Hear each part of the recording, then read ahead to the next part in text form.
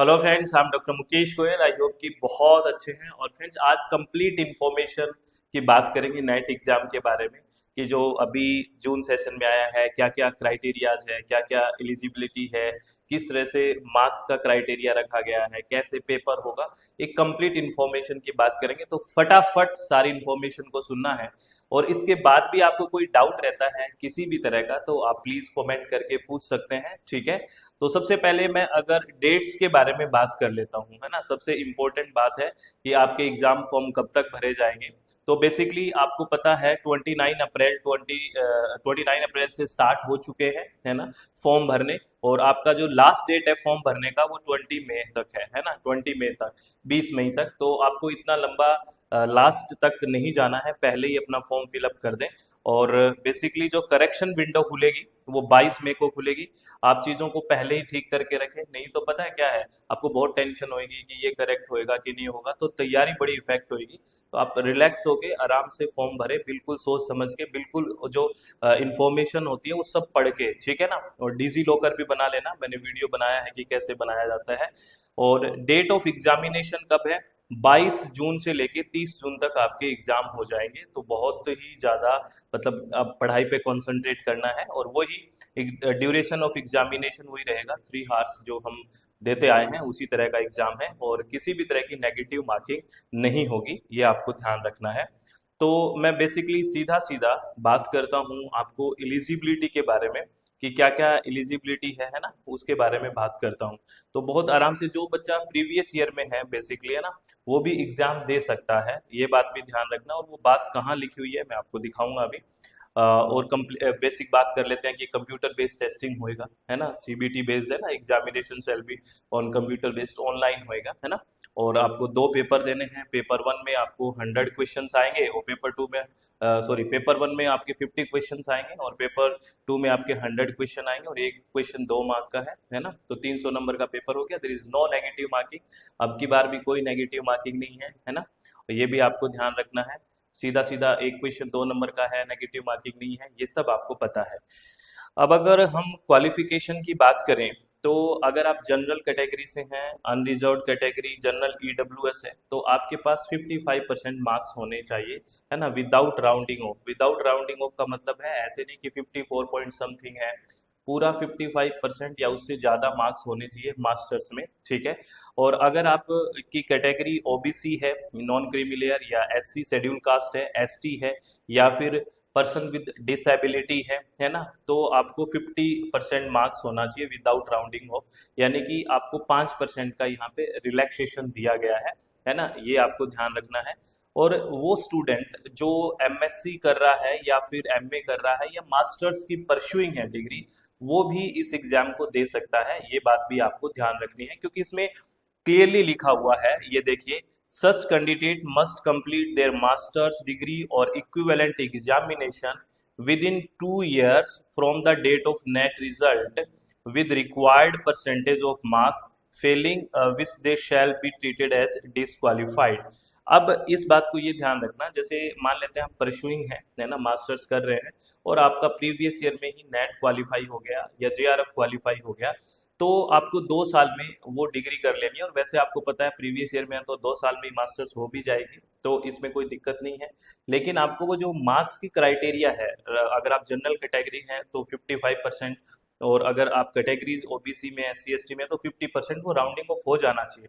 अगर ऐसा नहीं होता है, आप तो सोचते हो मेरा तो नेट जेआरएफ हो गया, फिर मस्ती करने लग जाते हो प्रीवियस ईयर के बाद, और वो परसेंटेज ही नहीं आता, तो वो डिस्क्वालीफाई हो जाएगा। वो परसेंटेज आपको मेंटेन करके रखना है, इस बात को आपका ध्यान रखना है, ठीक है ना। और बेसिकली जो कैंडिडेट सिर्फ और सिर्फ, आपको पता है जेआरएफ नेट का तो हो गया, लेकिन जो कैंडिडेट सिर्फ और सिर्फ पीएचडी के लिए क्वालिफाई होता है, उसका जो स्कोर है वो 1 साल के लिए वैलिड रहेगा। यानी कि उसकी डिग्री बेसिकली 1 साल में हो जानी चाहिए, क्योंकि आपको पता है जो पीएचडी, ओनली पीएचडी के लिए क्वालिफाइंग जो मार्क्स आएंगे पीएचडी के लिए, वो 1 साल के लिए ही वैलिड है। तो अगर आपका नेट और जेआरएफ हो जाता है, तो आप 2 साल में डिग्री करिए, कोई दिक्कत नहीं है। लेकिन आपका पीएचडी ओनली होता है, तो 1 ईयर में ही होना चाहिए, क्योंकि वो जो मार्क्स हैं पीएचडी ओनली के लिए, वो 1 साल के लिए ही बेसिकली वैलिड रहेंगे, फिर अदर वापिस से आपको देना पड़ेगा, ये आपको ध्यान रखना है ना। इसमें ये लाइन लिखी हुई है, देखो, हाउ एवर दोज कैंडिडेट वो qualify for admission to PhD only must complete their master degree or equivalent examination within 1 year from the NET result with required percentage of marks, है ना, ये बात ध्यान रखना है।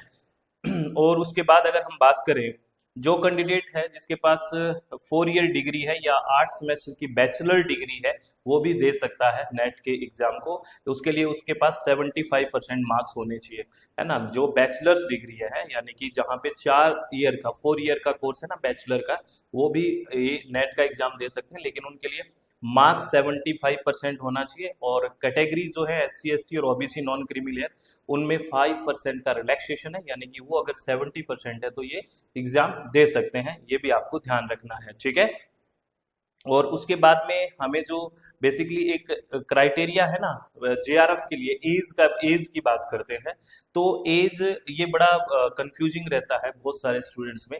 आप आराम से समझिए, नॉट मोर देन 30 ईयर, है ना। अपर एज कितनी है JRF की? 30 साल के लिए। वो किसके लिए है और किसको रिलैक्सेशन है, ये ध्यान रखना। देखिए कितना है? 30 साल का, लेकिन relaxation up to 5 year candidate belonging to OBC non creamy layer, यानी कि अगर आप OBC NCL non creamy layer में है तो अपर एज JRF की 35 है ना। और OBC SC से हैं आप, ST कैटेगरी से हैं, PWD PWBD third gender categories and women applicants, यानी कि जो वुमेन अप्लीकेंट है चाहे वो किसी भी कैटेगरी से हो, उससे कोई मतलब नहीं है, उनका जो अपर एज है JRF के लिए वो 35 ईयर्स है। ये बात आपको ध्यान रखना है, यहाँ कंफ्यूजन में नहीं आना है। वुमेन अप्लीकेंट्स किसी भी कैटेगरी से हो, कोई भी कैटेगरी हो, उनका जो एज है, अपर एज है, वो 35 ईयर ही है JRF के लिए, है ना।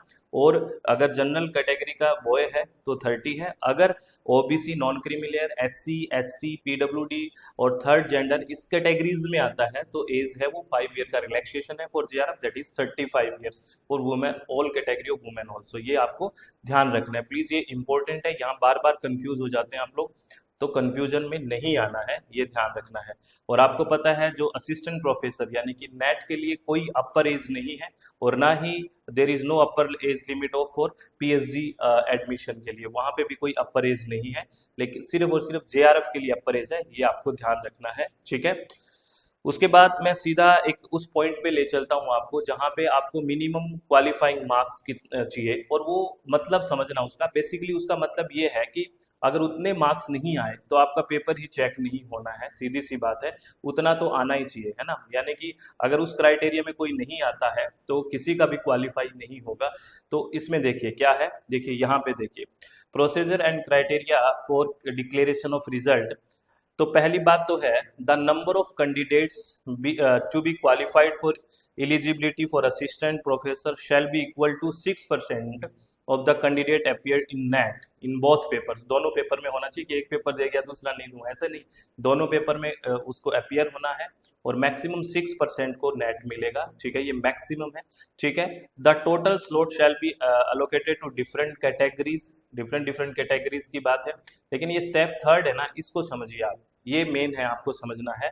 इन order to be considered to candidate have must appeared in both papers, paper 1 paper 2 दोनों देना है, at least 40% aggregate marks in both papers taken together for general और कैटेगरी और EWS कैटेगरी, यानी कि आपको दोनों को मिला के पेपर 1 और पेपर 2 मिनिमम 40% तो आपके हो ही जाने चाहिए। इसका मतलब ये नहीं है कि 40% आते ही सिलेक्शन हो जाएगा, वो तो आपका कट ऑफ जाएगी, लेकिन इतना तो होना ही चाहिए, अगर नहीं होगा तो पेपर ही चेक नहीं होगा।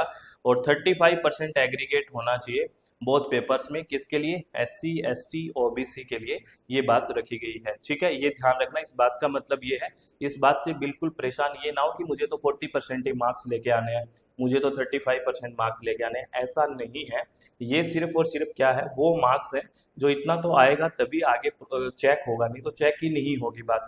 बाकी तो कट ऑफ जाके ही पता लगेगा कि आपका सिलेक्शन होता है कि नहीं होता है, ये मिनिमम है। अगर ये मार्क्स किसी के भी नहीं आते हैं इतने, तो किसी का भी सिलेक्शन नहीं होगा, सीधी सी बात है। एक तो क्राइटेरिया रखना पड़ेगा ना कि ये स्टैंडर्ड तो हमें चाहिए। ये स्टैंडर्ड अगर किसी, कई बार होता है ना कि सीट्स आपने जॉब में देखे कि वैकेंट रहेगी, खाली रहेगी, तो इसका मतलब क्या होता है कि उन्होंने जो एक मिनिमम क्राइटेरिया रखा था उसमें ही नहीं मिले बच्चे, तो अगर उसमें नहीं मिलते हैं तो किसी का भी नहीं, वो खाली रह जाएगी, ये बात है, ठीक है। तो ये सारी इंफॉर्मेशन मैंने बहुत कम समय में आपको डिलीवर करने की कोशिश किया। फिर भी आपको कोई भी कंफ्यूजन है इससे रिलेटेड फॉर्म बहुत ध्यान से भरना है। कोई भी प्रॉब्लम है तो मुझे बताइए, कमेंट करके आप पूछ सकते हैं, ठीक है। अगर आप हमारे साथ जुड़ के इसी एग्जाम के लिए, जून सेशन के लिए तैयारी करना चाहते हैं, पेपर 1 के लिए या पेपर 2 इन्वायरमेंट साइंस या एजुकेशन के लिए, तो अपनी वेबसाइट है www.swmg.in, ठीक है ना, आपको पता होगा, ठीक है, swmg.in, या फिर प्ले स्टोर में जाओगे तो अपनी मोबाइल ऐप है दैट इज swmg, और वहां पे जाके आप ज्वाइन कर सकते हैं। ओनली 999 में इस सेशन के लिए पेपर 1 है, ओनली 999 में, जिसमें 10 की 10 यूनिट्स की थ्योरी है और 10 के 10 यूनिट्स के प्रीवियस ईयर क्वेश्चंस को भी डिस्कस किया गया है। और अगर बात करते हैं आप इन्वायरमेंटल साइंस का, तो 1970 में इन्वायरमेंटल साइंस है कंप्लीट 10 की 10 यूनिट्स, ठीक है, और एजुकेशन भी है। अगर आप विलिंग हैं तो ज्वाइन कर सकते हैं। और प्लीज अपने चित्त को शांत रखना है, आराम से पेपर फॉर्म को फिलअप कर रहे हैं और आराम से तैयारी को कंटिन्यू रखनी है। गलत फॉर्म ना भर दे, वो फिर तैयारी को बहुत इफेक्ट करेगा, ठीक है। तो ऑल द वेरी बेस्ट, बहुत बहुत सारी शुभकामनाएं। फिर भी मैं कह रहा हूँ, कोई भी हर्डल, किसी भी तरह की कोई बात आपको समझ में नहीं आए तो पूछ लेना, पूछना ज़्यादा बेहतर है कि जल्दबाजी में भरने से। और डिजी लॉकर आराम से आप बना लीजिए, और उसी से आप डिजी लॉकर, मैंने एक वीडियो बनाया कि कैसे डिजी लॉकर, क्योंकि अब की बार फॉर्म भरने में आपको सबसे पहले डिजी लॉकर को बोला गया कि डिजी लॉकर होना चाहिए, ठीक है। तो all the very best, be happy, अपनी चित्त को शांत रखें, खुश रहें और आराम से तैयारी करें। बहुत बहुत धन्यवाद, thank you, thanks a lot friends, take care.